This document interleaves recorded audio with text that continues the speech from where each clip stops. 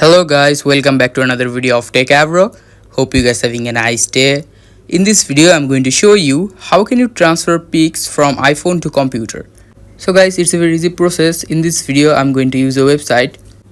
So at first just go to any browser. I'm going to Safari, and after that in the search bar just search for snapdrop.net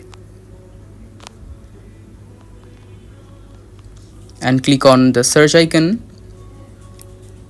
After going to snapdrop.net, you need to go to snapdrop.net from your computer, and from your device here you can see the computer icon is showing. Just click on it and you can just choose photo from photo library.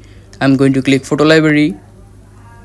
Now just select a photo, just like I'm selecting this one, and click the top right add.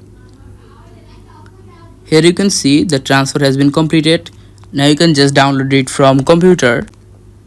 So guys, that's how you can transfer pics from iPhone to computer. Hope you found this video helpful. If you found it helpful, then give a thumbs up and don't forget to subscribe Techavro.